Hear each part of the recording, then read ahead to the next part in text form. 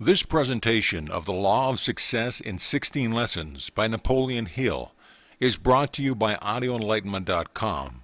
Copyright 2011, all rights reserved.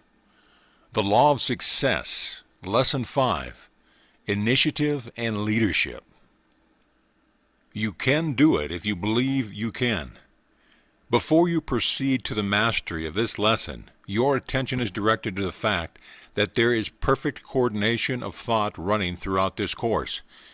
You will observe that the entire 16 lessons harmonize and blend with each other so that they constitute a perfect chain that has been built, link by link, out of the factors that enter into the development of power through organized effort. You will observe also that the same fundamental principles of applied psychology form the foundation of each of these 16 lessons, although different application is made of these principles in each of the lessons. This lesson on initiative and leadership follows the lesson on self-confidence for the reason that no one could become an efficient leader or take the initiative in any great undertaking without belief in himself. Initiative and leadership are associated terms in this lesson for the reason that leadership is essential for the attainment of success, and initiative is the very foundation upon which this necessary quality of leadership is built. Initiative is as essential to success as a hub is essential to a wagon wheel. And what is initiative? It is that exceedingly rare quality that prompts, nay, impels a person to do that which ought to be done without being told to do it. Albert Hubbard expressed himself on the subject of initiative in the words, "The world bestows its big prizes, both in money and honors, for one thing, and that is initiative." What is initiative? I'll tell you. It is doing the right thing without being told. But next to doing the right thing without being told is to do it when you are told once. That is to say, carry the message to Garcia. Those who can carry a message get high honors, but their pay is not always in proportion. Next, there are those who do the right thing when necessity kicks them from behind, and these get indifference instead of honors and pittance for pay. This kind spend most of the time polishing a bench with a hard luck story. Then, still lower down in the scale than this, we have the fellow who will not do the right thing, even when someone goes along to show him how and stays to see that he does it. He is always out of a job, and receives the contempt he deserves, unless he has a rich pa, in which case destiny patiently waits around the corner with a stuffed club. To which class do you belong? Inasmuch as you will be expected to take inventory of yourself and determine which of the 15 factors of this course you need most after you have completed the 16th lesson, it may be well if you begin to get ready for this analysis by answering the question that Albert Hubbard has asked. To which class do you belong? One of the peculiarities of leadership is the fact that it is never found in those who have not acquired the habit of taking the initiative. Leadership is something that you must invite yourself into. It will never thrust itself upon you. If you will carefully analyze all leaders whom you know, you will see that not only exercise initiative, but they went about their work with a definite purpose in mind. You will also see that they possessed that quality described in the 3rd lesson of this course, self-confidence. These facts are mentioned in this lesson for the reason that it will profit you to observe that successful people make use of all the factors covered by the 16 lessons of the course, and for the more important reason that it will profit you to understand thoroughly the principle of organized effort which this reading course is intended to establish in your mind. This seems an appropriate place to state that this course is not intended as a shortcut to success, nor is it intended as a mechanical formula that you may use in noteworthy achievement without effort on your part. The real value of the course lies in the use that you will make of it, and not in the course itself. The chief purpose of the course is to help you develop in yourself the 15 qualities covered by the 16 lessons of the course, and one of the most important of these qualities is initiative, the subject of this lesson. We will now proceed to apply the principle upon which this lesson is founded by describing in detail just how it served successfully to complete a business transaction which most people would call difficult. In 1916, I needed $25,000 with which to create an educational institution, but I had neither this sum nor sufficient collateral with which to borrow it through the usual banking sources. Did I bemoan my fate or think of what I might accomplish if some rich relative or good Samaritan would come to my rescue by loaning me the necessary capital? I did nothing of the sort. I did just what you will be advised throughout this course to do. First of all, I made the securing of this capital my definite chief aim. Second, I laid out a complete plan through which to transform this aim into reality. Backed by sufficient self-confidence and spurred on by initiative, I proceeded to put my plan into action. But before the action stage of the plan had been reached, more than 6 weeks of constant, persistent study and effort and thought were embodied in it. If a plan is to be sound, it must be built of carefully chosen material. You will here observe the application of the principle of organized effort, through the operation of which it is possible for one to ally or associate several interests in such a way that each of these interests is greatly strengthened and each supports all the others, just as one link in a chain supports all the other links. I wanted this $25,000 in capital for the purpose of creating a school of advertising and salesmanship. 2 things were necessary for the organization of such a school. One was the $25,000 capital, which I did not have, and the other was my proper course of instruction, which I did have. My problem was to ally myself with some group of men who needed that which I had, and who would supply me the $25,000. This alliance had to be made through a plan that would benefit all concerned. After my plan had been completed, and I was satisfied that it was equitable and sound, I laid it before the owner of a well-known and reputable business college, which just then was finding competition quite keen and was badly in need of a plan for meeting this competition. My plan was presented in about these words.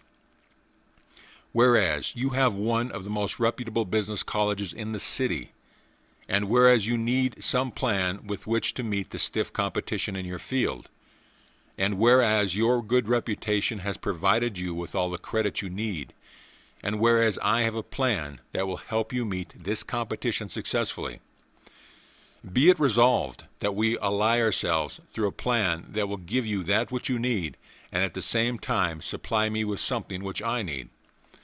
Then I proceeded to unfold my plan further in these words. I have written a very practical course on advertising and salesmanship.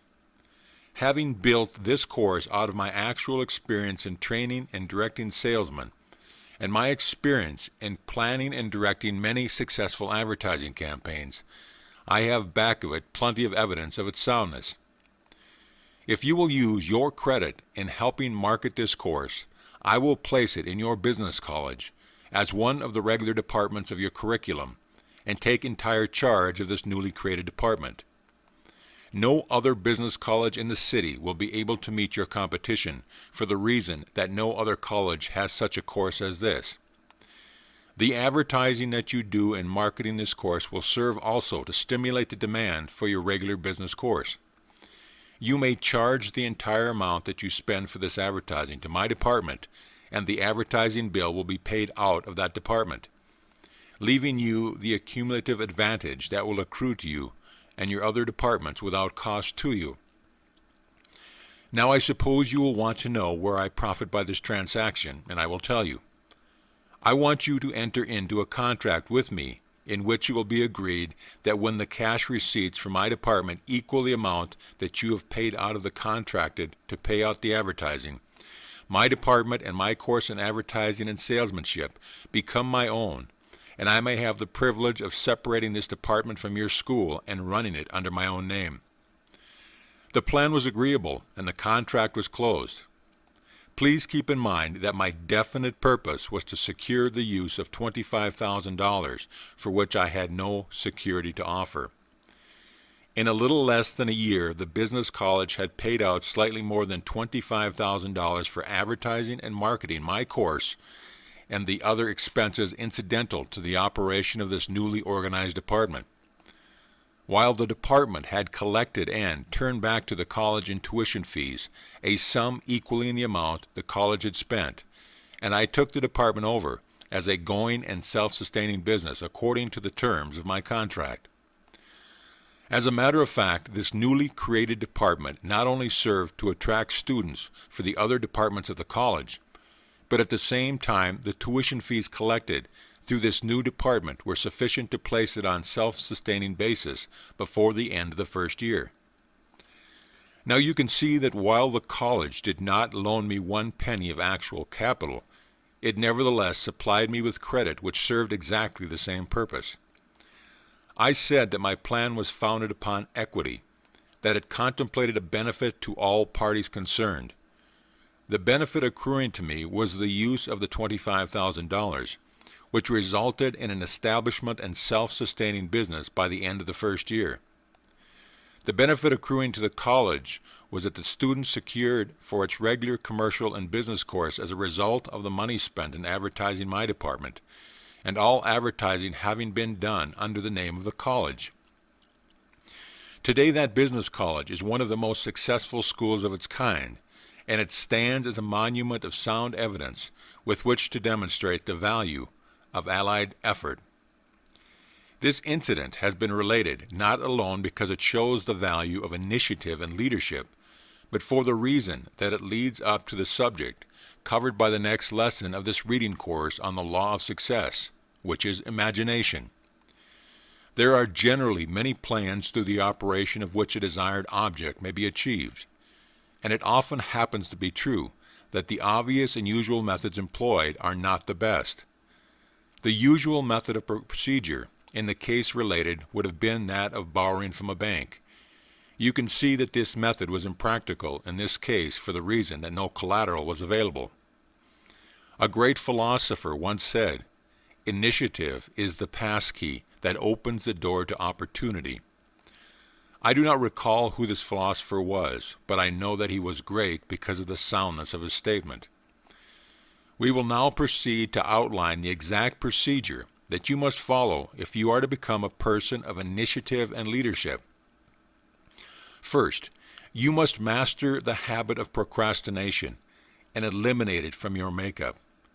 This habit of putting off until tomorrow that which you should have done last week or last year or a score of years ago is gnawing at the very vitals of your being, and you can accomplish nothing until you throw it off. The method through which you eliminate procrastination is based upon a well-known and scientifically tested principle of psychology, which has been referred to in the 2 preceding lessons of this course as autosuggestion. Copy the following formula and place it conspicuously in your room where you will see it as you retire at night and as you arise in the morning. Initiative and leadership.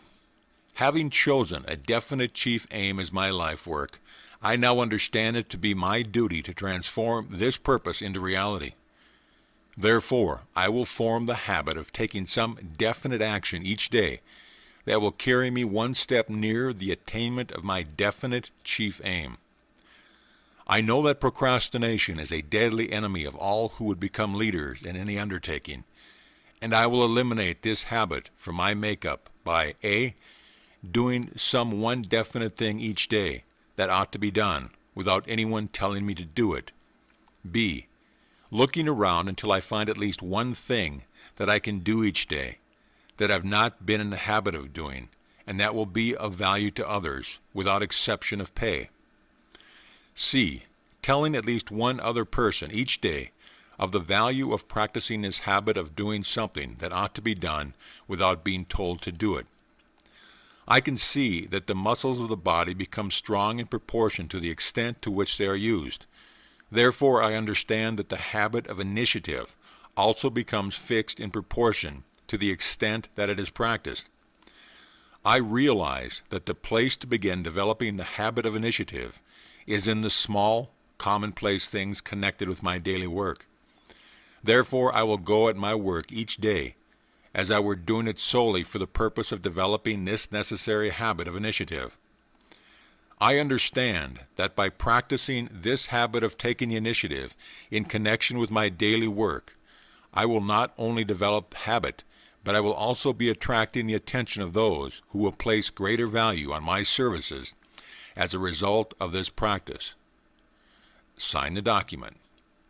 Regardless of what you are doing now, every day brings you face to face with a chance to render some service outside of the course of your regular duties that will be of value to others. In rendering this additional service of your own accord, you of course understand that you are not doing so with the object of receiving monetary pay. You are rendering this service because it provides you with ways and means of exercising, developing, and making stronger the aggressive spirit of initiative, which you must possess before you can ever become an outstanding figure in the affairs of your chosen field of life work. Those who work for money alone, and who receive for their pay nothing but money, are always underpaid, no matter how much they receive. Money is necessary, but the big prizes of life cannot be measured in dollars and cents. No amount of money could possibly be made to take the place of the happiness and joy and pride that belong to the person who digs a better ditch, or builds a better chicken coop, or sweeps a cleaner floor, or cooks a better meal. Every normal person loves to create something that is better than the average. The joy of creating a work of art is a joy that cannot be replaced by money or any other form of material possession. I have in my employ a young lady who opens, assorts, and answers much of my personal mail. She began in my employ more than 3 years ago. Then her duties were to take dictation when she was asked to do so. Her salary was about the same as that which others received for similar service. One day I dictated the following motto, which I asked her to typewrite for me. Remember that your only limitation is the one that you set up in your own mind. As she handed the typewritten page back to me, she said, "Your motto has given me an idea that is going to be of value to both you and me." I told her I was glad to have been of service to her. The incident made no particular impression on my mind, but from that day on I could see that it had made a tremendous impression on her mind. She began to come back to the office after supper and perform service that she was neither paid for nor expected to perform. Without anyone telling her to do it, she began to bring to my desk letters that she had answered for me. She had studied my style, and these letters were attended to as well as I could have done it, in some instances much better. She kept up this habit until my personal secretary resigned. When I began to look for someone to take his place, what was more natural than to turn to this young woman to fill the place? Before I had time to give her the position, she took it on her initiative. My personal mail began to come to my desk with the new secretary name attached, and she was that secretary. On her own time, after hours, without additional pay, she had prepared herself for the best position on my staff. But that is not all. This young lady became so noticeably efficient that she began to attract the attention of others who offered her attractive positions. I have increased her salary many times, and she now receives a salary more than 4 times as large as the amount she received when she first went to work for me as an ordinary stenographer. And to tell you the truth, I am helpless in the matter, because she has made herself so valuable to me that I cannot get along without her. That is initiative transformed into practical, understandable terms. I would be remiss in my duties if I failed to direct your attention to an advantage other than a greatly increased salary that this young lady's initiative has brought her. It has developed in her a spirit of cheerfulness that brings her happiness, which most stenographers never know. Her work is not work it is a great interesting game at which she is playing. Even though she arrives at the office ahead of the regular stenographers and remains there long after they have watched the clock tick off 5 o'clock in quitting time, her hours are shorter by far than are those of the other workers. Hours of labor do not drag on the hands of those who are happy at their work. This brings us to the next step in our description of the exact procedure that you must follow in developing initiative and leadership. Second, you of course understand that the only way to get happiness is by giving it away to others.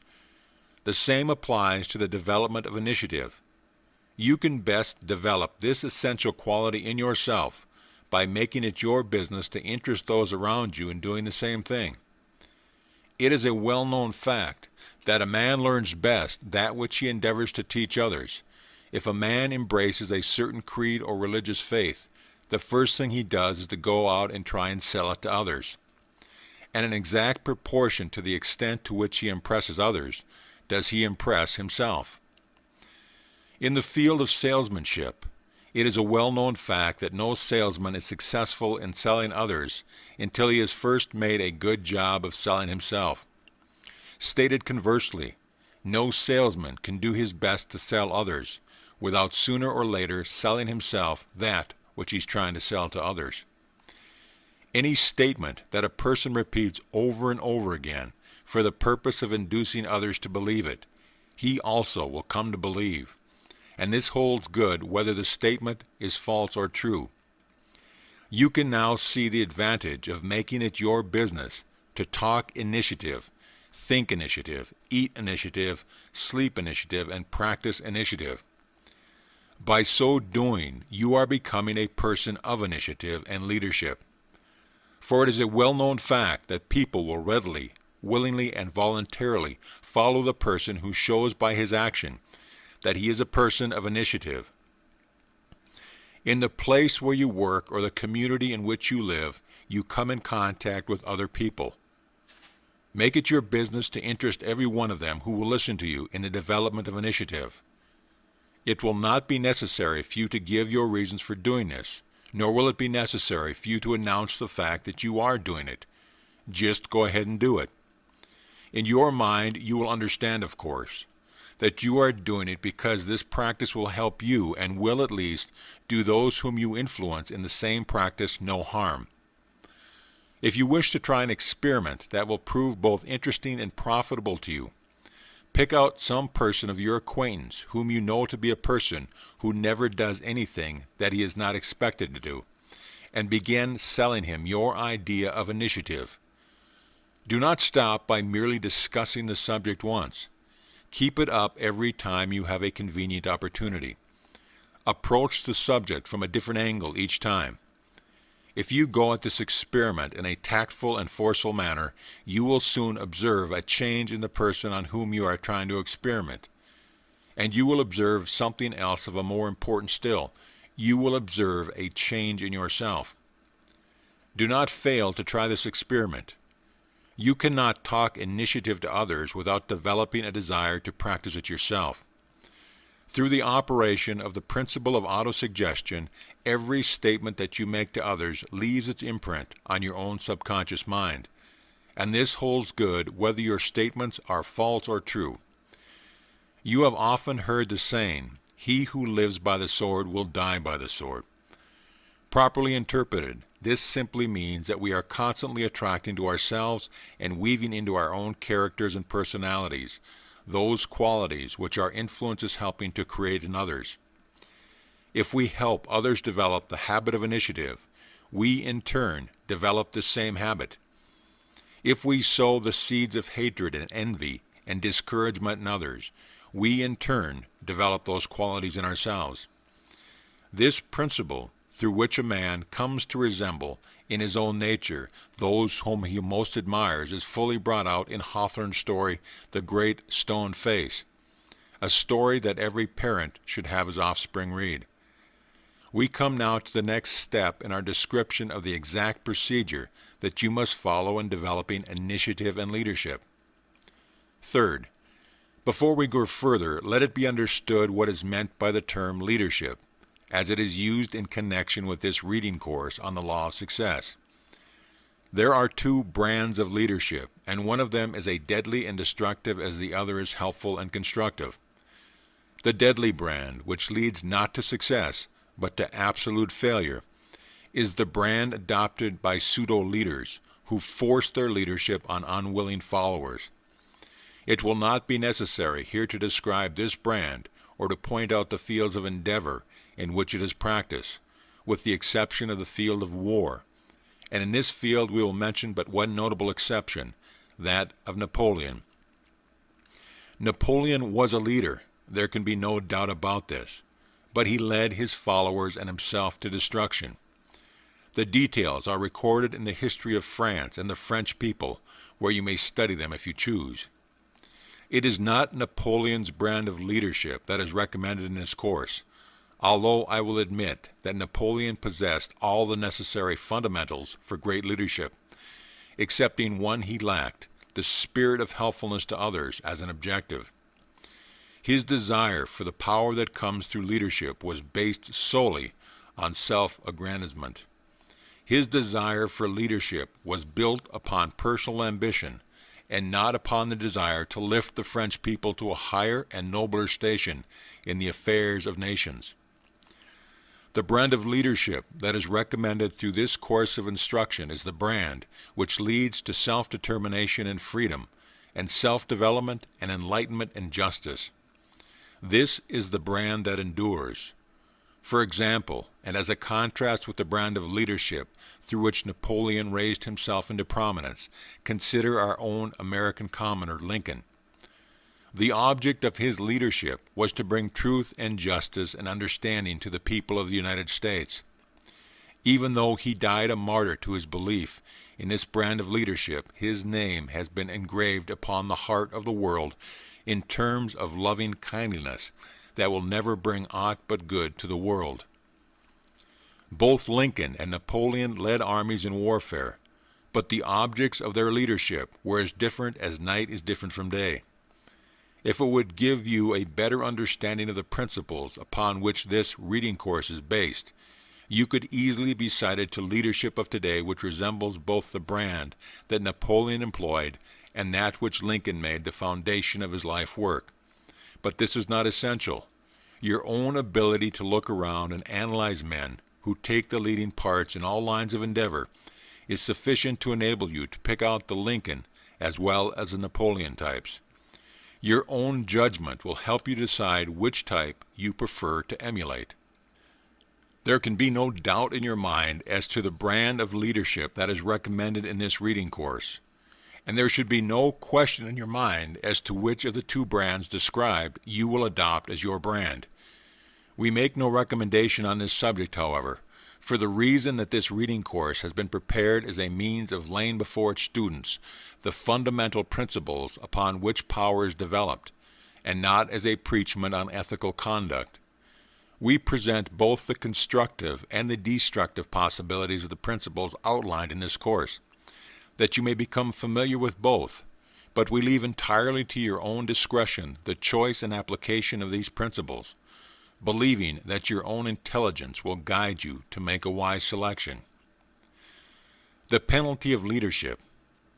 In every field of human endeavor, he that is first must perpetually live in the white light of publicity. Whether the leadership be vested in a man or in a manufactured product, emulation and envy are ever at work. In art, in literature, in music, in industry, the reward and the punishment are always the same. The reward is widespread recognition, the punishments fierce denial and detractions. When a man's work becomes a standard for the whole world, it also becomes a target for the shafts of the envious few. If his work be merely mediocre, he will be left severely alone. If he achieve a masterpiece, it will set a million tongues a-wagging. Jealousy does not protrude its forked tongue at the artist who produces a commonplace painting. Whatsoever you write or paint or play or sing or build, no one will strive to surpass or slander you, unless your work be stamped with the seal of genius. Long, long after a great work or a good work has been done, those who are disappointed or envious continue to cry out that it cannot be done. Mean voices were raised against the author of the Law of Success before the ink was dry on the first textbook. Poisoned pens were released again against the author and the philosophy the moment the first edition of the course was printed. Spiteful little voices in the domain of art were raised against our own Whistler as a Mont Blanc, long after the world acclaimed him its greatest artistic genius. Multitudes flocked to Bayreuth to worship at the musical shrine of Wagner, while the little group of those whom he had dethroned and displaced argued angrily that he was no musician at all. The little world continued to protest that Fulton could never build a steamboat, while the big world flocked to the riverbanks to see his boat steam by. Small, narrow voices cried out that Henry Ford would not last another year. But above and beyond the din of their childish prattle, Ford went silently about his business and made himself the richest and most successful man on earth. The leader is assailed because he is a leader, and the effort to equal him is merely added proof of his leadership. Failing to equal or to excel, the follower seeks to deprecate and to destroy, but only confirms the superiority of that which he strives to supplant. There is nothing new in this. It is as old as the world and as old as the human passions, envy, fear, greed, ambition, and the desire to surpass, and it all avails to nothing. If the leader truly leads, he remains the leader. Master poet, master painter, master workman, each in his turn is assailed, and each holds his laurels through the ages. That which is good or great makes itself known, no matter how loud the clamor of denial. A real leader cannot be slandered or damaged by lies of the envious, because all such attempts serve only to turn the spotlight on his ability, and the real ability always finds a generous following. Attempts to destroy real leadership is love's labor lost, because that which deserves to live, lives. We come back now to the discussion of the third step of the procedure that you must follow in developing initiative and leadership. This third step takes us back for a review of the principle of organized effort as described in the preceding lessons of this course. You have already learned that no man can accomplish enduring results of a far-reaching nature without the aid and cooperation of others. You have already learned that when two or more persons ally themselves in any undertaking, in the spirit of harmony and understanding, each person in the alliance thereby multiplies his own power of achievement. Nowhere is this principle more evidenced than it is in an industry of business in which there is perfect teamwork between the employer and the employees. Wherever you find this teamwork, you find prosperity and goodwill on both sides. Cooperation is said to be the most important word in the English language. It plays an important part in the affairs of the home, in the relationship of man and wife, parents and children. It plays an important part in the affairs of state. So important is this principle of cooperation that no leader can become powerful or last long who does not understand and apply it in his leadership. Lack of cooperation has destroyed more business enterprises than have all other causes combined. In my 25 years of active business experience and observation, I have witnessed the destruction of all manner of business enterprises because of dissension and lack of application of this principle of cooperation.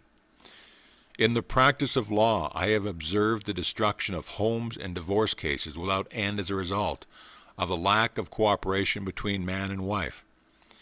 In a study of the histories of nations, it becomes alarmingly obvious that lack of cooperative effort has been a curse to the human race all back down the ages.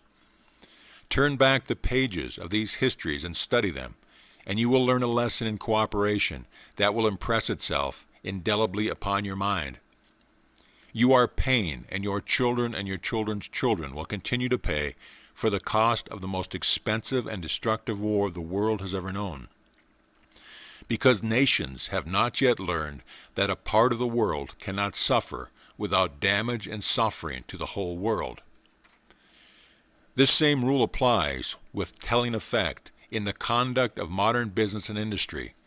When an industry becomes disorganized and torn asunder by strikes and other forms of disagreement, both the employers and employees suffer irreparable loss. But the damage does not stop there. This loss becomes a burden to the public and takes on the form of higher prices and scarcity of the necessities of life. The people of the United States who rent their homes are feeling the burden at this very moment of lack of cooperation between contractors and builders and the workers. So uncertain has the relationship between the contractors and their employees become that the contractors will not undertake a building without adding to the cost an arbitrary sum sufficient to protect them in the event of labor troubles. This additional cost increases rents and places unnecessary burden upon the backs of millions of people. In this instant, the lack of cooperation between a few men places heavy and almost unbearable burdens upon millions of people. The same evil exists in the operation of our railroads. Lack of harmony and cooperation between the railroad management and the workers has made it necessary for the railroads to increase their freight and passenger rates. And this in turn has increased the cost of life's necessities to almost unbearable proportions. Here again, lack of cooperation between a few leads to hardships for millions of people. These facts are cited without effort or desire to place the responsibility for this lack of cooperation, since the object of this reading course is to help its student get at facts.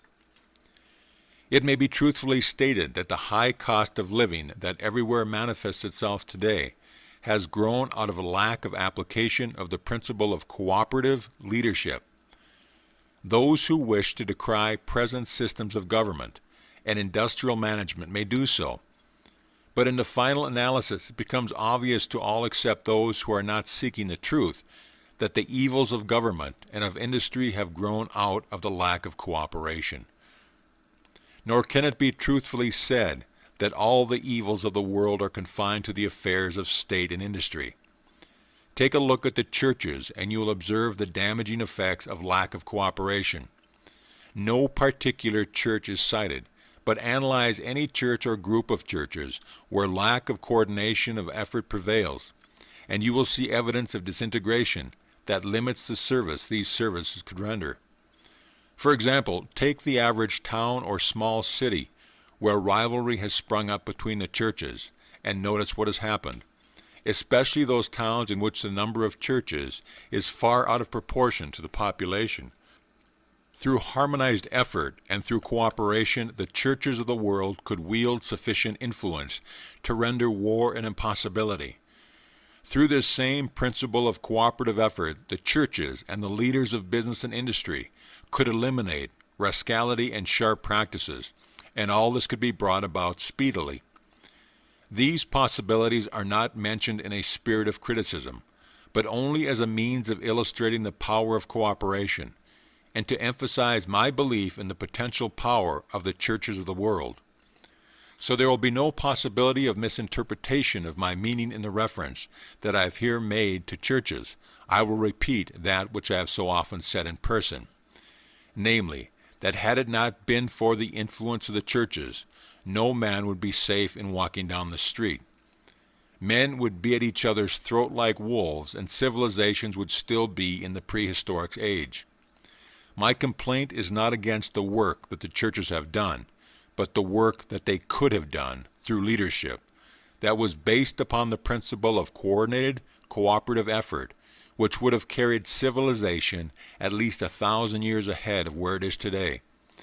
It is not yet too late for such leadership. That you may more fully grasp the fundamental principle of cooperative effort, you are urged to go to the public library and read The Science of Power by Benjamin Kidd. Out of the scores of volumes by some of the soundest thinkers of the world that I've read during the past 15 years, no single volume has given me such a full understanding of the possibilities of cooperative effort as has this book. In recommending that you read this book, it is not my purpose to endorse the book in its entirety, for it offers some theories with which I am not in accord. If you read it, do so with an open mind, and take from it only that which you feel you can use to an advantage in achieving the object of your definite chief aim.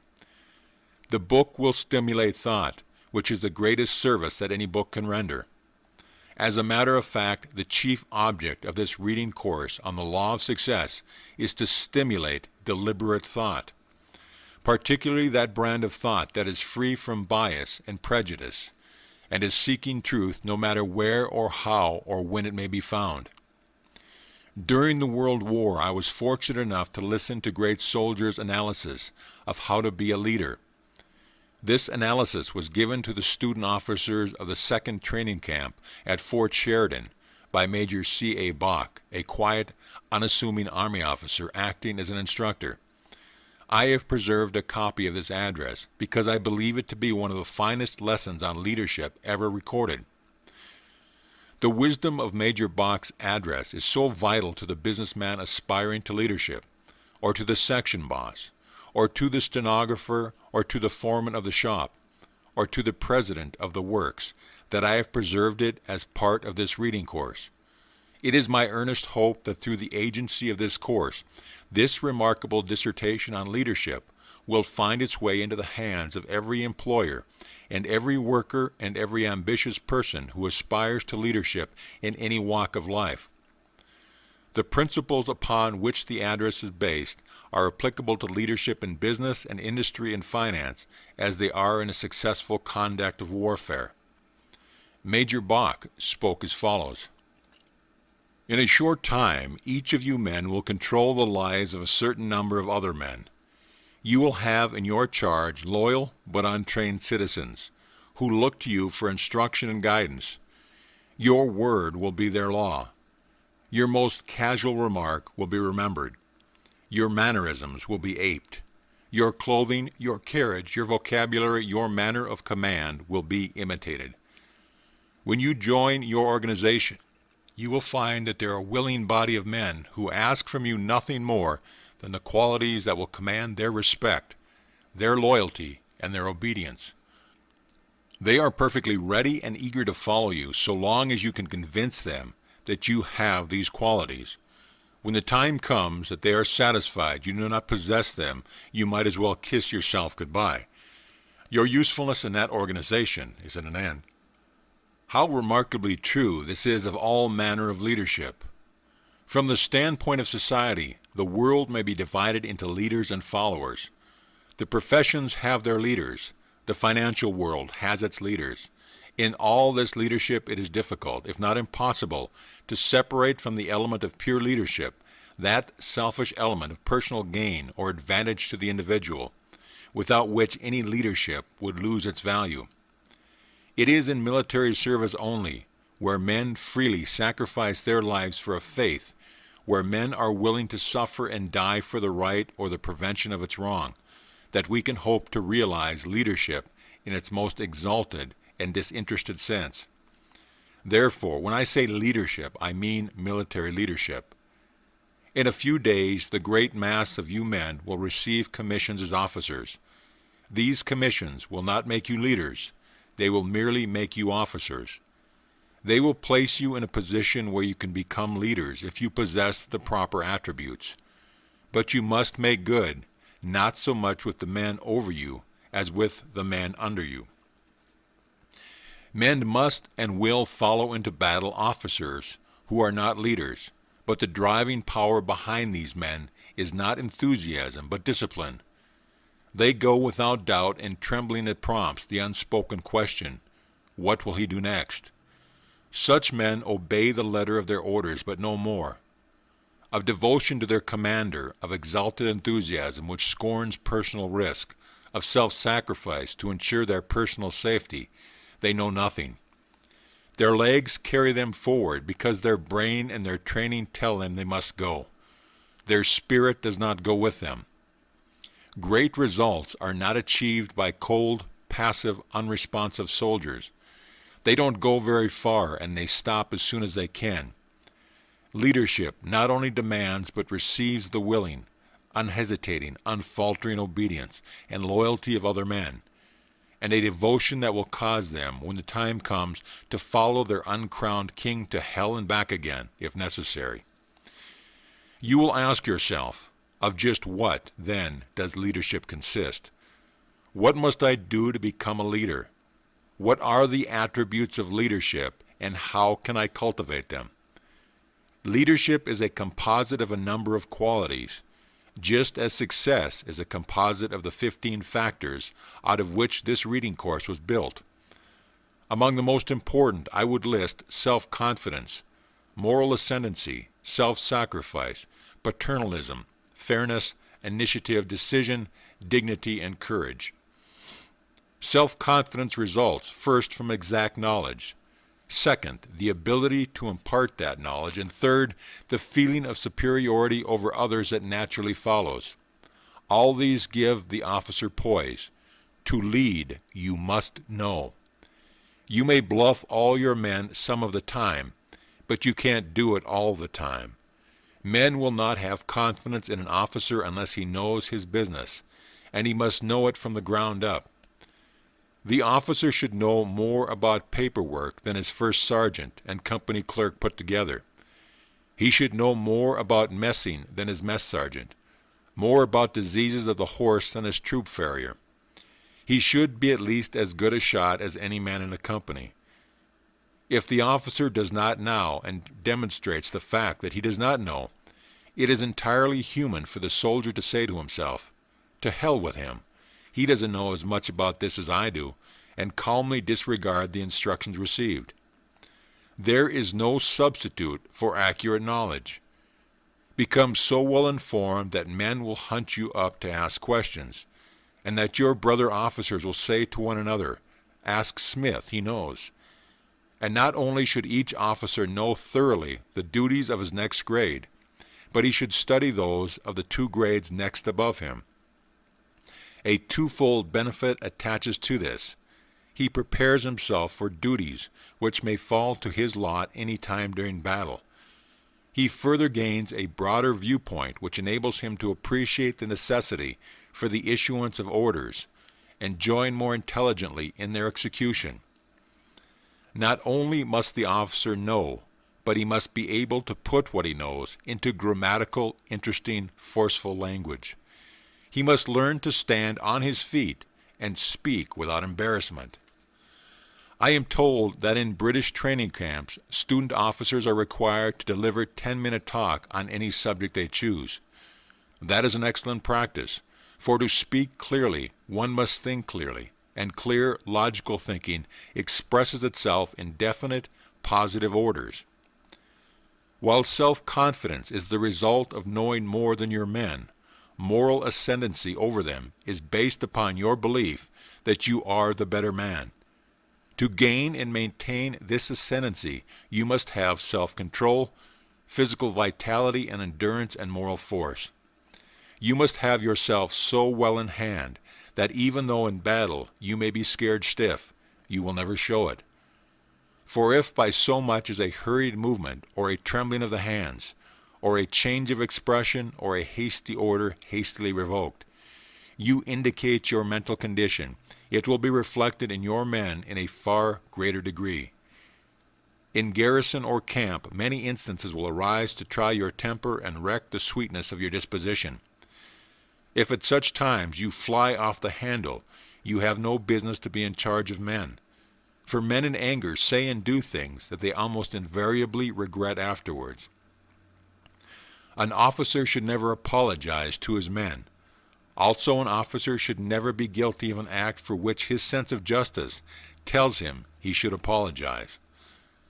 Another element in gaining moral ascendancy lies in the possession of enough physical vitality and endurance to withstand the hardships to which you and your men are subjected, and a dauntless spirit that enables you not only to accept them cheerfully, but to minimize their magnitude. Make light of your troubles, belittle your trials, and you will help vitality to build up within your organization, an esprit whose value in time of stress cannot be measured. Moral force is the third element in gaining moral ascendancy. To exert moral force, you must live clean. You must have sufficient brain power to see the right and the will to do right. Be an example to your men. An officer can be a power for good or a power for evil. Don't preach to them. That will be worse than useless. Live the kind of life you would have them lead. and you will be surprised to see the number that will imitate you. A loud-mouthed, profane captain who is careless of his personal appearance will have a loud-mouthed, profane, dirty company. Remember what I tell you, your company will be the reflection of yourself. If you have a rotten company, it will be because you are a rotten captain. Self-sacrifice is essential to leadership. You will give all the time. You will give of yourself physically for the longest hours. The hardest work and the greatest responsibility are the lot of the captain. He is the first man up in the morning and the last man in at night.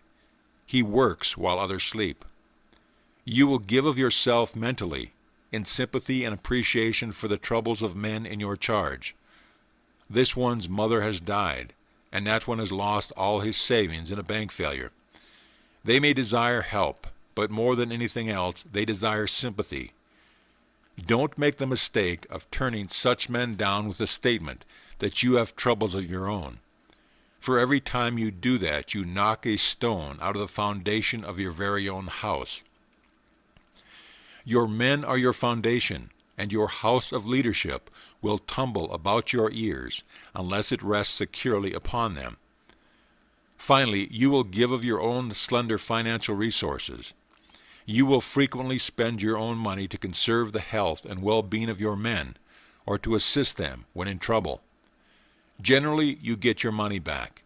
Very frequently, you must charge it off to profit and loss. Even so, it is worth the cost. When I say that paternalism is essential to leadership, I use the term in its better sense. I do not now refer to that form of paternalism which robs men of initiative, self-reliance, and self-respect. I refer to the paternalism that manifests itself in a watchful care for the comfort and welfare of those in your charge.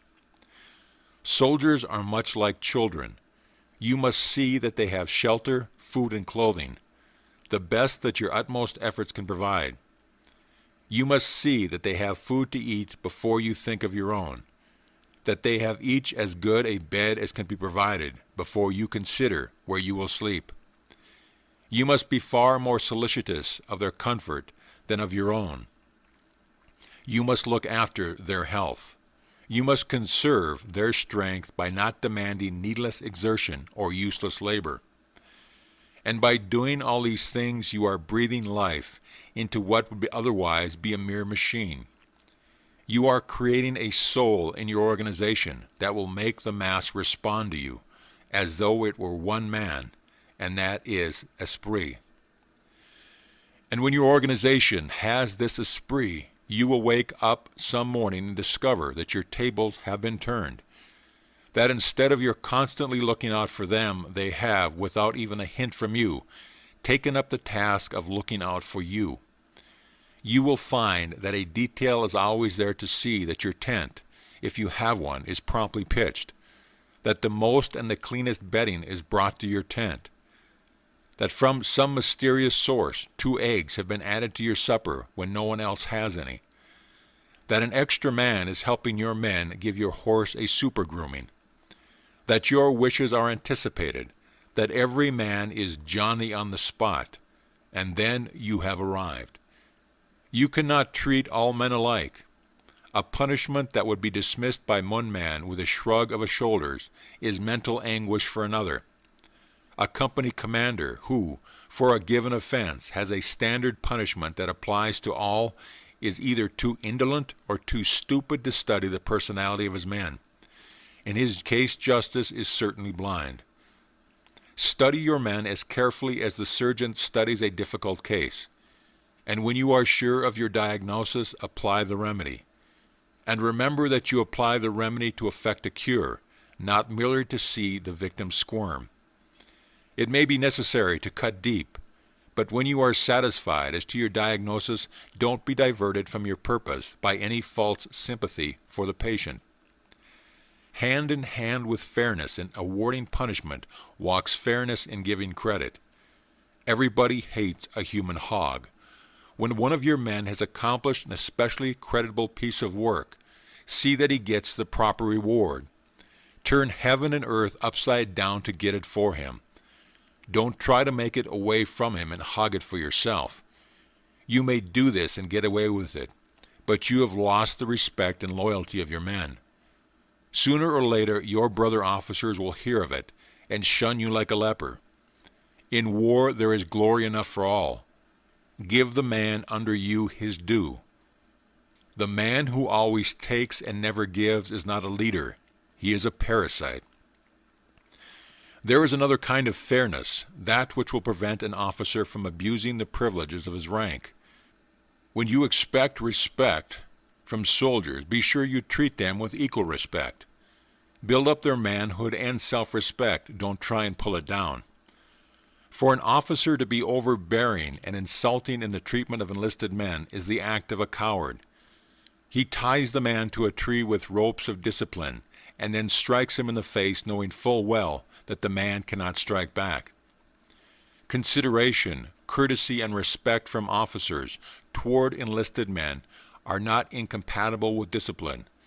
They are parts of our discipline. Without initiative and decision, no man can expect to lead. In maneuvers, you will frequently see, when an emergency arises, certain men calmly give instant orders which later on analysis prove to be, if not exactly the right thing, but very nearly the right thing to have done. You will see other men in emergency become badly rattled. Their brains refuse to work, or they give a hasty order, revoke it, give another, revoke that. In short, show every indication of being in a blue funk. Regarding the first man, you may say, "That man is a genius. He hasn't had time to reason this thing out. He acts intuitively." Forget it. Genius is merely the capacity for taking infinite pains. The man who is ready is the man who has prepared himself. He has studied beforehand the possible situations that might arise. He has made tentative plans covering such situations. When he is confronted by the emergency, he is ready to meet it. He must have sufficient mental alertness to appreciate the problem that confronts him and the power of quick reasoning to determine what changes are necessary in his already formulated plan. He must also have the decision to order the execution and stick to his orders. Any reasonable order in an emergency is better than no order. The situation is there, meet it. It is better to do something and do the wrong thing than to hesitate, hunt around for the right thing to do, and wind up by doing nothing at all. And having decided on a line of action, stick to it. Don't vacillate. Men have no confidence in an officer who doesn't know his own mind. Occasionally you will be called upon to meet a situation which no reasonable human being could anticipate. If you have prepared yourself to meet other emergencies which you could anticipate, the mental training you have thereby gained will enable you to act promptly and with calmness. You must frequently act without orders from higher authority. Time will not permit you to wait for them. Here again enters the importance of studying the work of officers above you. If you have a comprehensive grasp of the entire situation and can form an idea of the general plan of your superiors, that and your previous emergency training will enable you to determine that the responsibility is yours and to issue the necessary orders without a delay. The element of personal dignity is important in military leadership. Be the friend of your men, but do not become their intimate. Your men should stand in awe of you, not fear. If your men presume to become familiar, it is your fault and not theirs. Your actions have encouraged them to do so. And above all things, don't cheapen yourself by courting their friendship or currying their favor. They will despise you for it. If you are worthy of their loyalty and respect and devotion, they will surely give all things without asking. If you are not, nothing that you can do will win them. It is exceedingly difficult for an officer to be dignified while wearing a dirty, spotted uniform and a 3-day stubble of whiskers on his face. Such a man lacks self-respect, and self-respect is an essential of dignity. There may be occasions when your work entails dirty clothes and an unshaved face. Your men all look that way, At such times there is ample reason for your appearance. In fact, it would be a mistake to look too clean. They would think that you were not doing your share. But as soon as this unusual occasion has passed, set an example for personal neatness. And then I would mention courage. Moral courage you need as well as mental courage. That kind of moral courage which enables you to adhere without faltering to a determined course of action, which your judgment has indicated is one of the best suited to secure the desired result. You will find many times, especially in action, that after having issued your orders to do a certain thing, you will be beset by misgivings and doubt. You will see, or think you see, other and better means for accomplishing the object sought. You will be strongly tempted to change your orders. Don't do it until it is clearly manifested that your first orders were radically wrong. For if you do, you will be again worried by doubts as to the efficiency of your second orders. Every time you change your orders without obvious reason, you weaken your authority and impair the confidence of your men. Have the moral courage to stand by your order and see it through. Moral courage further demands that you assume the responsibility for your own acts. If your subordinates have loyally carried out your orders and the movement you directed is a failure, the failure is yours, not theirs. Yours would have been the honor had it been successful. Take the blame if the result is disaster. Don't try to shift it to a subordinate and make them the goat. That is a cowardly act. Furthermore, you will need moral courage to determine the fate of those under you. You will frequently be called upon for recommendations for promotion or demotion of officers and non-commissioned officers in your immediate command. Keep clearly in mind your personal integrity and the duty you owe your country. Do not let yourself be deflected from a strict sense of justice by feelings of personal friendship. If your own brother is your second lieutenant and you find him unfit to hold his commission, eliminate him. If you don't, your lack of moral courage may result in the loss of valuable lives. If, on the other hand, you are called upon for a recommendation concerning a man whom for personal reasons you thoroughly dislike, do not fail to do him full justice. Remember that your aim is the general good, not the satisfaction of an individual grudge. I am taking it for granted that you have physical courage. I need not tell you how necessary that is. Courage is more than bravery. Bravery is fearlessness, the absence of fear. The merest dolt may be brave because he lacks the mentality to appreciate his danger. He doesn't know enough to be afraid.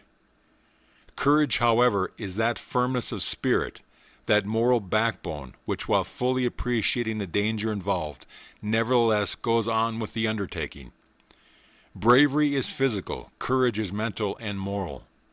You may be cold all over, your hands may tremble, your legs may quake, your knees be ready to give way. That is fear. If, nevertheless, you go forward, if, in spite of this physical defection, you continue to lead your men against the enemy, you have courage. The physical manifestations of fear will pass away. You may never experience them but once. They are the buck fever of the hunter who tries to shoot his first deer. You must not give way to them. A number of years ago, while taking a course in demolitions, the class of which I was a member was handling dynamite. The instructor said regarding to its manipulation, "I must caution you gentlemen to be careful in the use of these explosives. One man has but one accident, and so I would caution you. If you give way to fear, that will doubtless beset you in your first action. If you show the white feather, if you let your men go forward while you hunt a shell crater, you will never again have the opportunity of leading these men. Use judgment in calling on your men for displays of physical courage or bravery. Don't ask any man to go where you would not go yourself.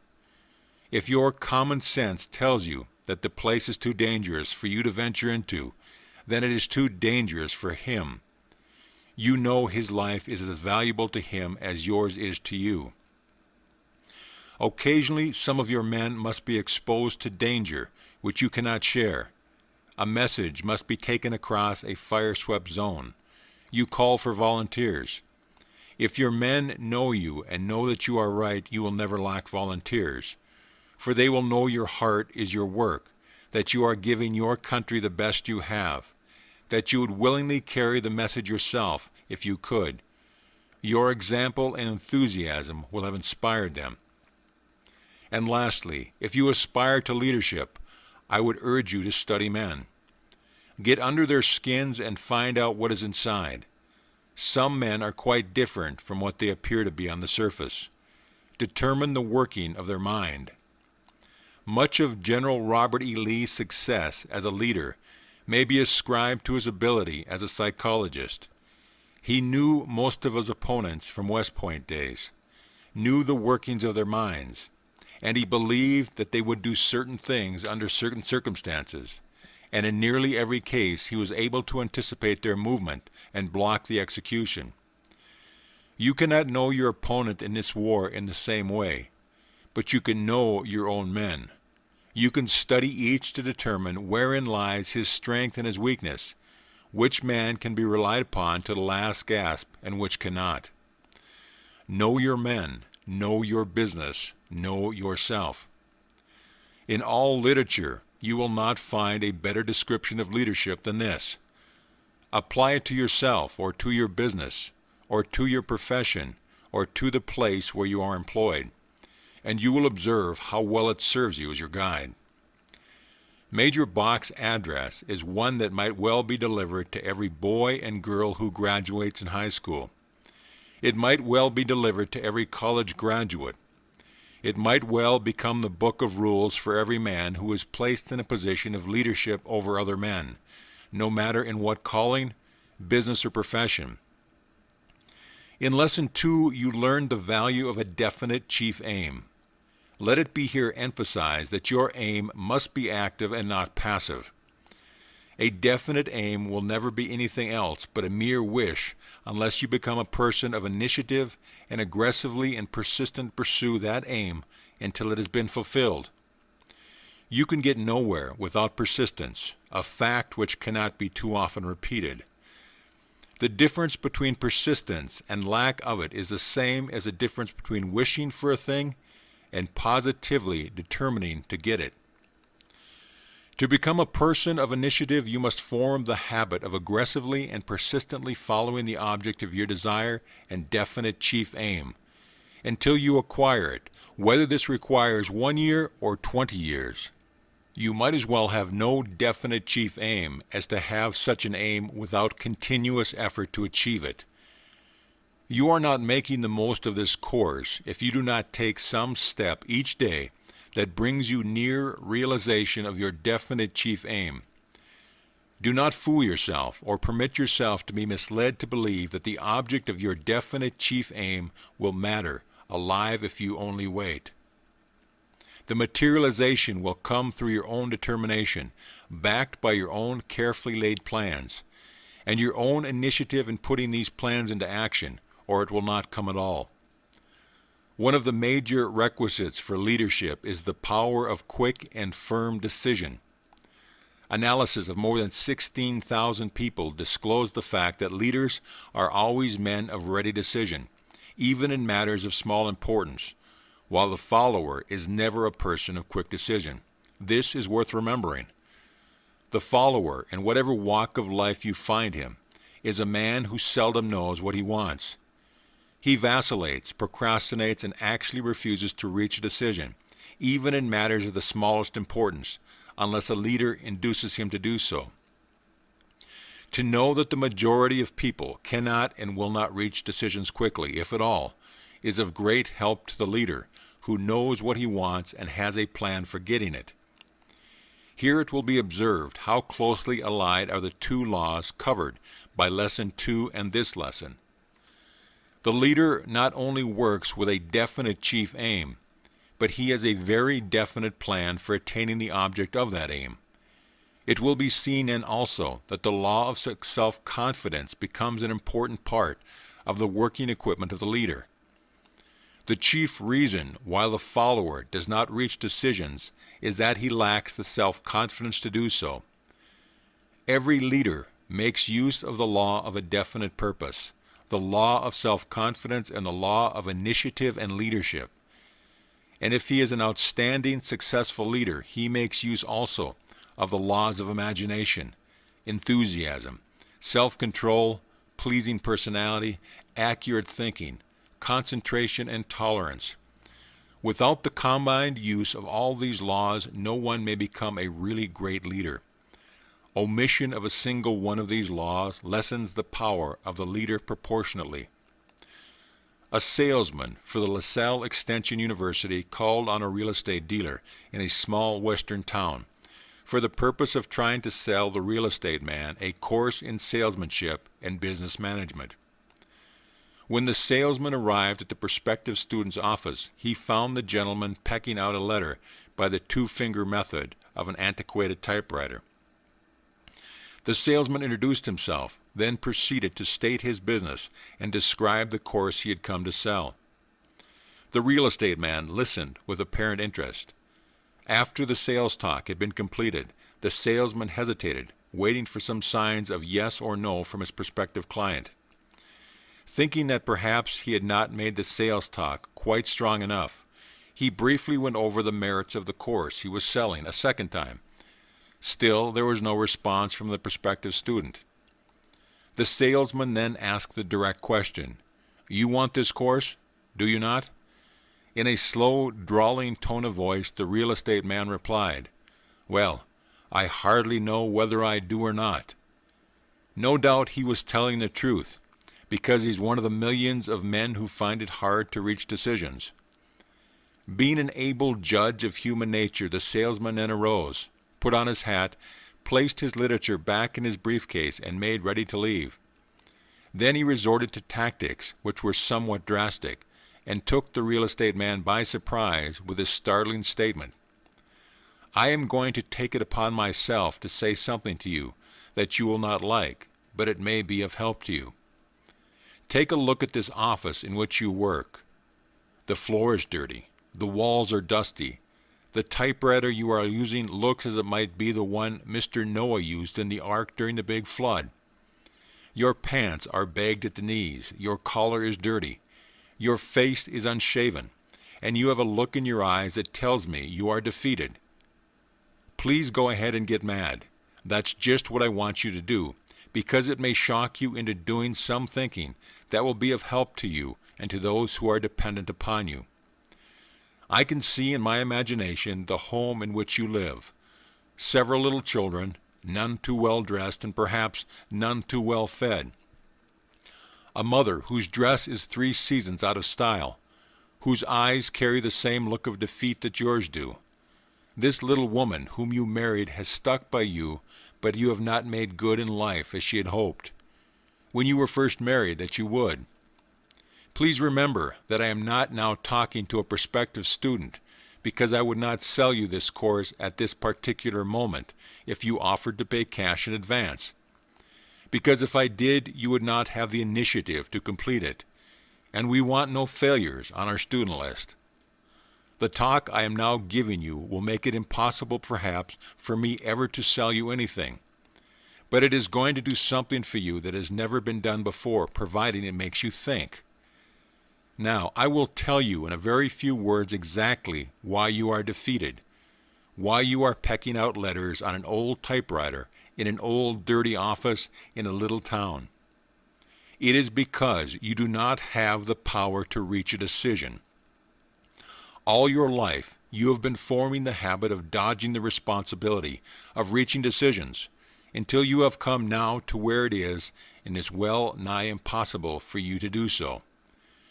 If you had told me that you wanted the course or that you did not want it, I could have sympathized with you because I would have known that lack of funds was what caused you to hesitate. But what did you say? Why, you admitted you did not know whether you wanted it or not. If you will think it over what I have said, I am sure you will acknowledge that it has become a habit with which you dodge the responsibility of reaching a clear-cut decision on practically all matters that affect you. The real estate man sat glued in his chair with his under jaw dropped, His eyes bulged in astonishment, but he made no attempt to answer the biting indictment. The salesman said goodbye and started for the door. After he had closed the door behind him, he again opened it, walked back in with a smile on his face, took his seat in front of the astonished real estate man, and explained his conduct in this way. I do not blame you at all if you feel hurt at my remarks. In fact, I sort of hope that you have been offended. But now let me say this, man to man, that I think you have intelligence, and I am sure that you have ability, but you have fallen into a habit that has whipped you. No man is ever down and out until he is under the sod. You may be temporarily down, but you can get up again. And I am just sportsman enough to give you my hand and offer you a lift, if you will accept my apologies for what I have said. You do not belong in this town. You would starve to death in the real estate business in this place, even if you were a leader in your field. Get yourself a new suit of clothes, even if you have to borrow the money from which to do it. Then go over to St. Louis with me, and I will introduce you to a real estate man who will give you a chance to earn some money, and at the same time teach you some of the important things about this line of work that you can capitalize later on. If you haven't enough credit to get the clothes you need, I will stand good for you at a store in St. Louis where I have a charge account. I am in earnest, and my offer to help you is based upon the highest motive that can actuate a human being. I am successful in my own field, but I have not always been so. I went through just what you are now going through, but the important thing is that I went through it and got it over with, just as you are going to do if you will follow my advice. Will you come with me? The real estate man started to arise, but his legs wobbled and he sank back into his chair.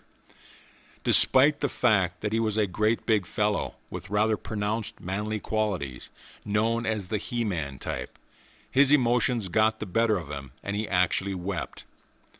He made a second attempt and got on his feet, shook hands with the salesman, thanked him for his kindness, and said he was going to follow the advice, but he would do so in his own way.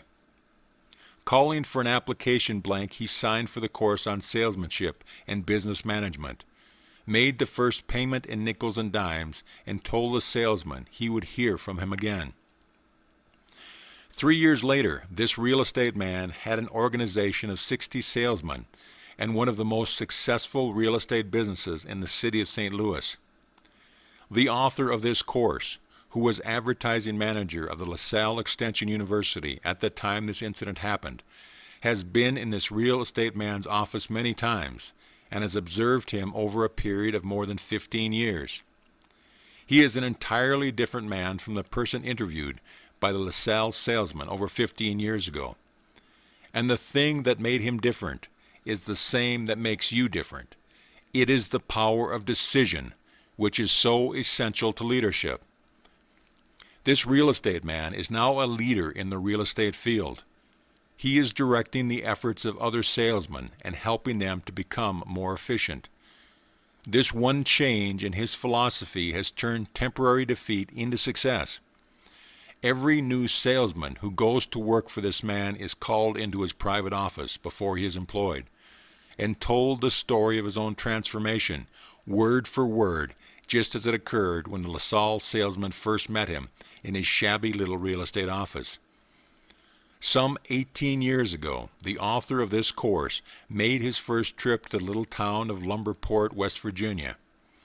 At that time, the only means of transportation leading from Clarksburg, the largest nearby center, to Lumberport, was the Biltmore and Ohio Railroad and an interurban electric line which ran within 3 miles of the town. One could walk the 3 miles if he chose. Upon arrival at Clarksburg, I found that the only train going to Lumberport in for the noon had already gone, and not wishing to wait for the later afternoon train, I made the trip by trolley, with the intention of walking the 3 miles. On the way down, the rain began to pour, and those 3 miles had to be navigated on foot through deep yellow mud. When I arrived at Lumberport, my shoes and pants were muddy, and my disposition was none the better for the experience. The first person I met was V.L. Horner, who was then cashier of the Lumberport Bank. In a rather loud tone of voice, I asked of him, "Why do you not get that trolley line extended from the junction over to Lumberport so your friends can get in and out of town without drowning in mud?" "Did you see a river with high banks at the edge of the town as you came in?" he asked. I replied that I had seen it. "Well," he continued, "that's the reason we have no streetcars running into town. The cost of a bridge would be about $100,000, and that is more than the company owning the trolley line is willing to invest. We have been trying for 10 years to get them to build a line into town." "Trying?" I exploded. "How hard have you tried?" "We have offered them every inducement we could afford, such as a free right-of-way from the junction into town and free use of the streets, but that bridge is a stumbling block. They simply will not stand the expense, claim they cannot afford such an expense for the small amount of revenue they would receive from the 3-mile extension." Then the law of success philosophy began to come to my rescue. I asked Mr. Horner if he would take a walk over to the river with me, that we might look at the spot that was causing so much inconvenience. He said he would be glad to do so. When we got to the river, I began to take inventory of everything in sight. I observed that the Baltimore and Ohio Railroad tracks ran up and down the riverbanks on both sides of the river, that the county road crossed the river on a rickety wooden bridge, both approaches to which were on several strands of railroad track, as the railroad company had its switching yards at that point. While we were standing there, a freight train blocked the crossing, and several teams stopped on both sides of the train, waiting for an opportunity to get through. The train kept the road blocked for about 25 minutes. With this combination of circumstances in mind, it required but little imagination to see that 3 different parties were or could be interested in the building of the bridge such as would be needed to carry the weight of a streetcar.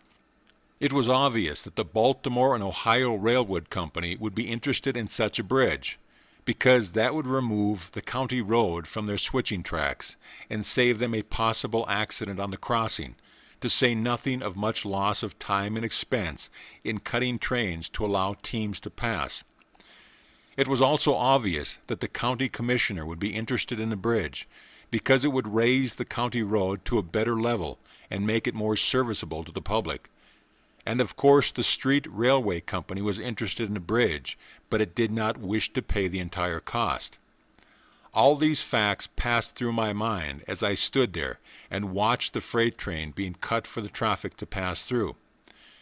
A definite chief aim took place in my mind, also a definite plan for its attainment. The next day I got together a committee of townspeople, consisting of the mayor, councilmen, and some leading citizens, and called on the division superintendent of the Baltimore and Ohio Railroad Company at Grafton. We convinced him that it was worth 1/3 of the cost of the bridge to get the county road off his company's tracks. Next we went to the county commissioners and found them to be quite enthusiastic over the possibility of getting a new bridge by paying for only 1/3 of it.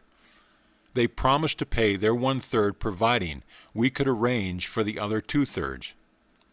We then went to the president of the traction company that owned the trolley line at Fairmont, and laid before him an offer to donate all the rights of way and pay for 2/3 of the cost of the bridge, providing he would begin building the line into town promptly. We found him receptive also. 3 weeks later, a contract had been signed between the Baltimore and Ohio Railroad Company, the Monongahela Valley Traction Company, and the county commissioners of Harrison County, providing for the construction of the bridge, 1/3 of its cost to be paid by each. 2 months later, the right-of-way was being graded and the bridge was underway, and 3 months after that, streetcars were running into Lumberport on regular schedule. This incident meant much to the town of Lumberport, because it provided transportation that enabled people to get in and out of town without undue effort. It also meant a great deal to me, because it served to introduce me as one who got things done. 2 very definite advantages resulted from this transaction.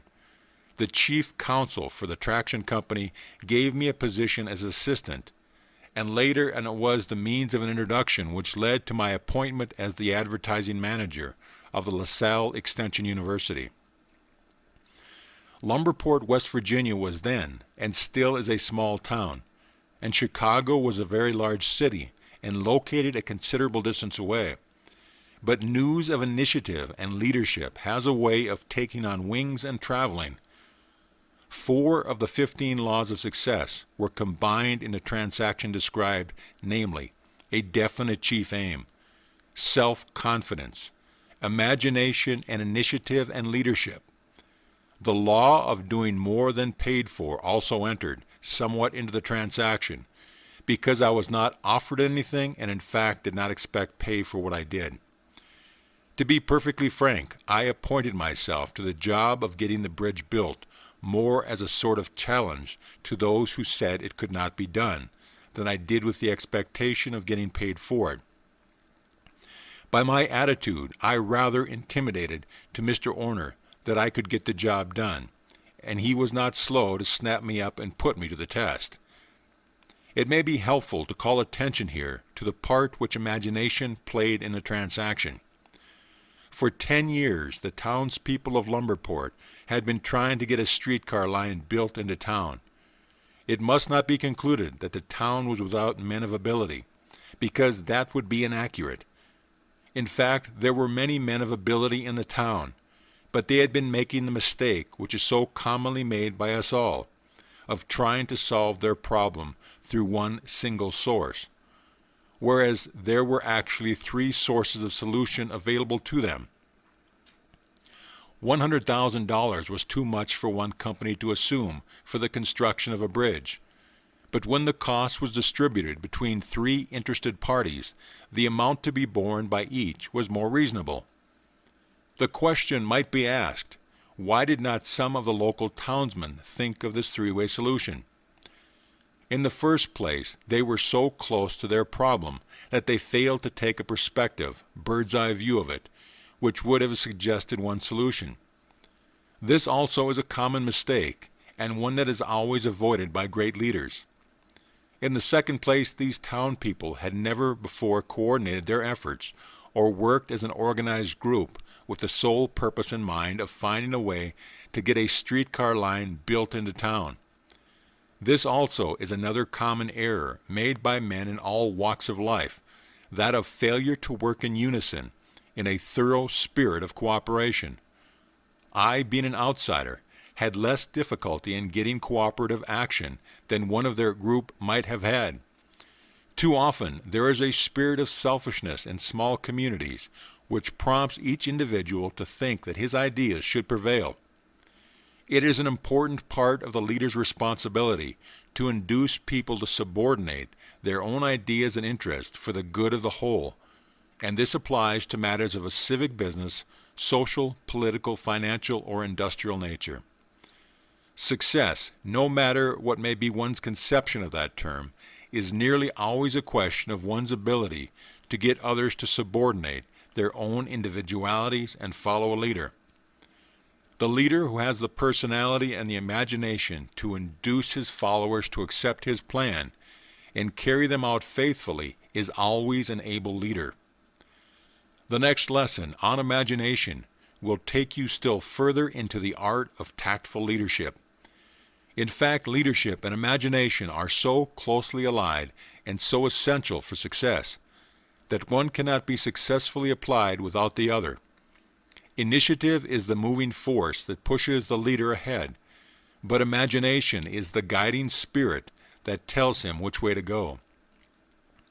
Imagination enabled the author of this course to analyze the Lumberport Bridge problem, break it up into its 3 component parts, and assemble these parts in a practical working plan.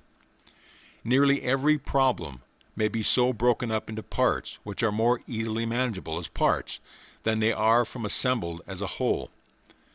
Perhaps one of the most important advantages of imagination is that it enables one to separate all problems into their component parts and to reassemble them in more favorable combinations.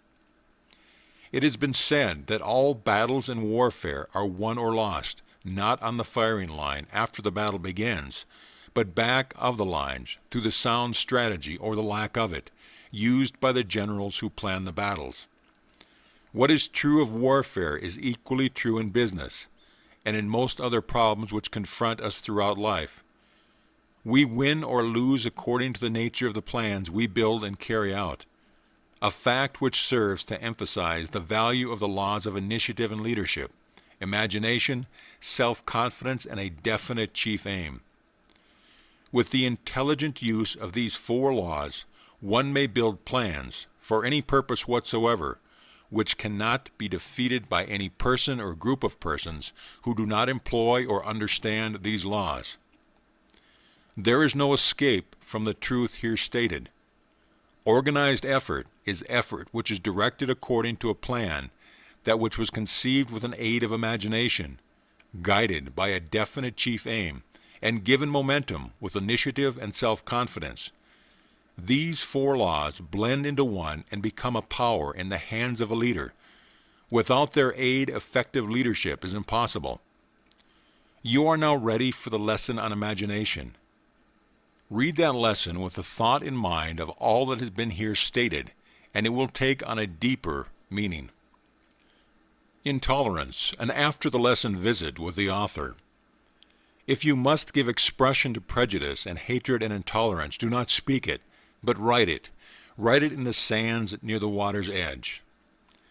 When the dawn of intelligence shall spread over the eastern horizon of human progress, and ignorance and superstition shall have left their last footprints on the sands of time, it will be recorded in the last chapter of the book of man's crimes that his most grievous sin was that of intolerance.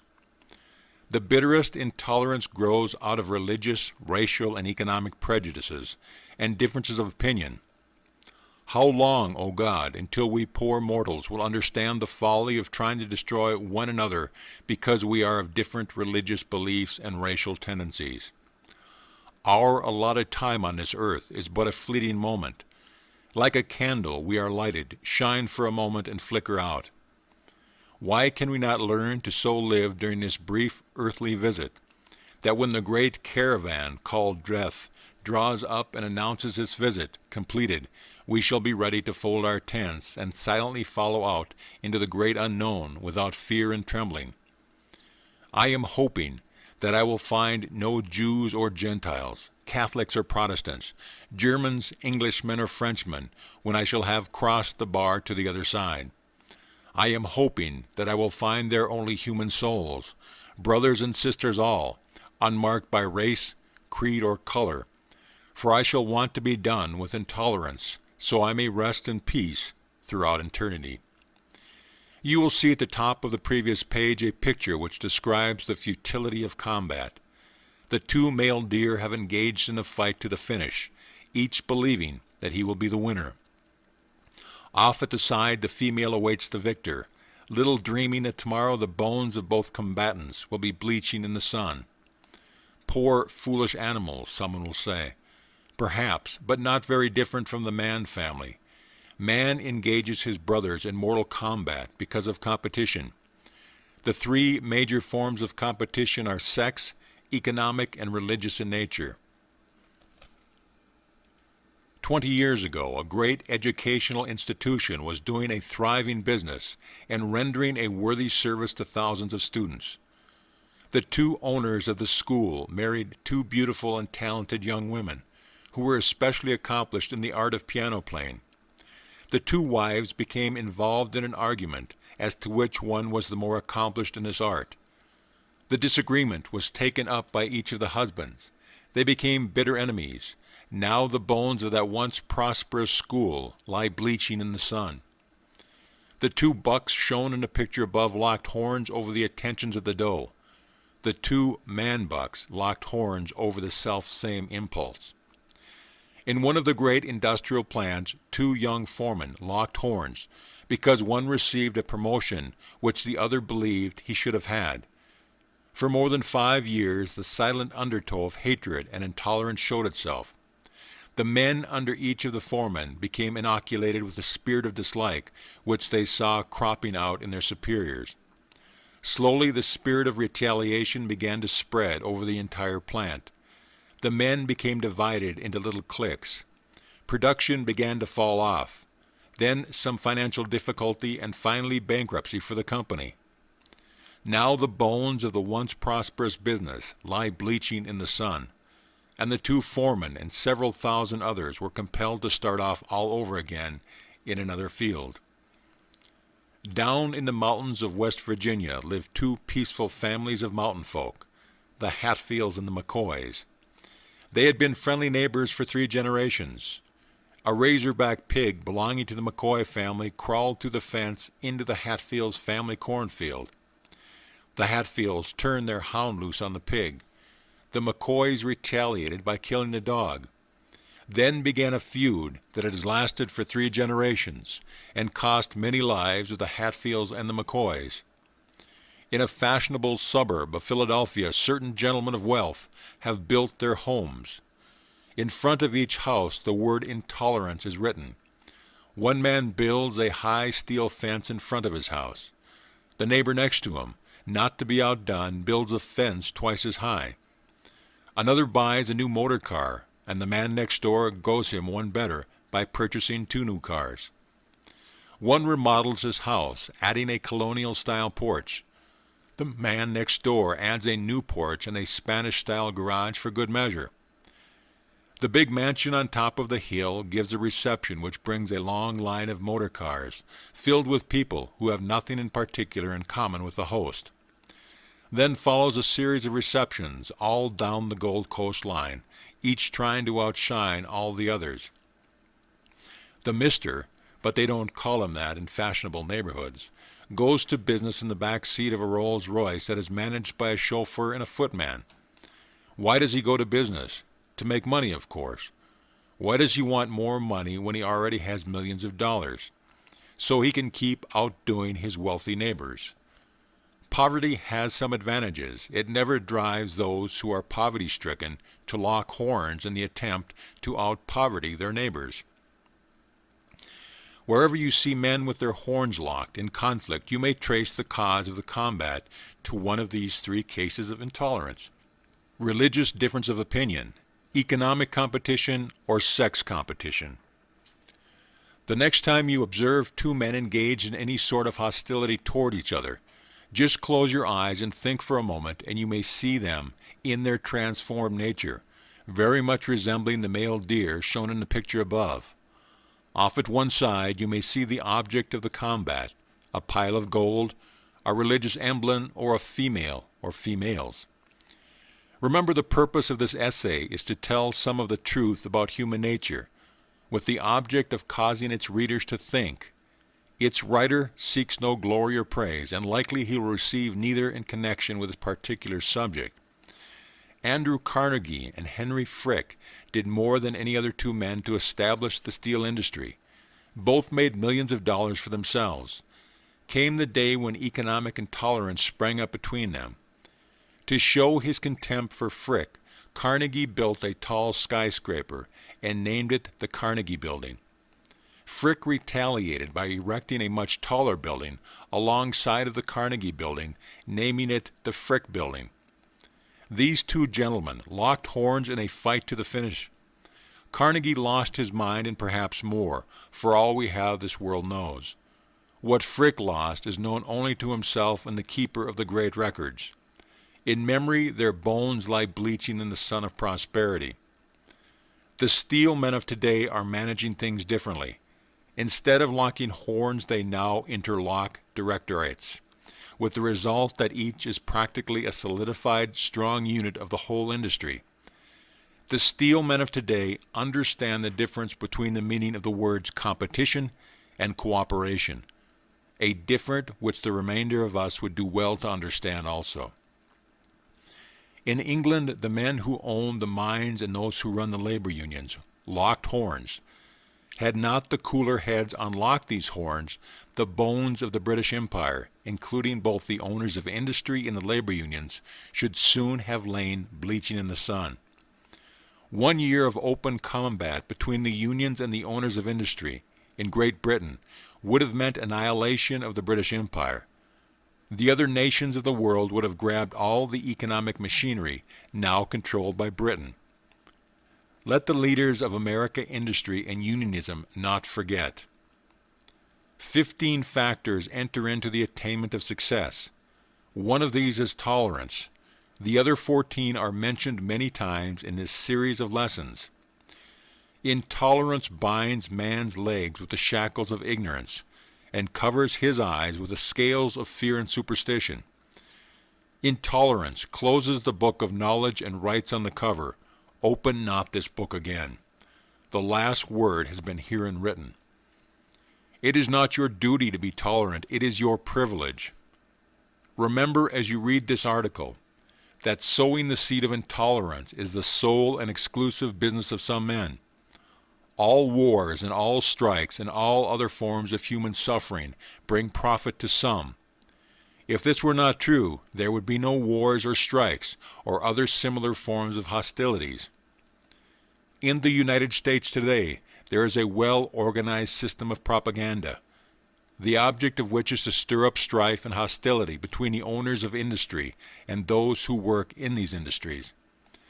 Take another look at the picture at the beginning of this article, and you may see what will happen to all who lock horns in labor disagreements. And remember that it is always the bones of the workers, and not those of the leaders of either the unions or the industries, that lie bleaching in the sun after the fight is over. When you feel yourself preparing to lock horns with someone, remember that it will be more profitable if you lock hands instead. A warm, hearty handshake leaves no bones bleaching in the sun. Love is the only bow on life's dark cloud.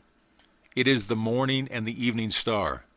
It shines upon the cradle of the babe and sheds its radiance upon the quiet tomb. It is the mother of art, inspirer of poem, patriot and philosopher. It is the air and light of every heart, builder of every home, kindler of every fire on every hearth. It was the first to dream of immortality. It fills the world with melody, for music is the voice of love. Love is the magician, the enchanter, that changes worthless things to joy, and makes right royal kings and queens of common clay. It is the perfume of the wondrous flower, the heart, and without that sacred passion, the divine swoon. We are less than beasts, but with it, earth is heaven, and we are gods. Ingersoll. Cultivate love for your fellow man, and you will no longer want to lock horns with him in futile combat. Love makes every man his brother's keeper. Verse. Love indeed is light from heaven, a spark of that immortal fire, which angels shared by Allah given, to lift from earth our low desire. Devotion wafts the mind above, but heaven itself descends in love. A feeling from the Godhead caught, to wean from self each sordid thought. A ray of him who formed the whole, a glory circling round the soul. Byron. End of Lesson 5.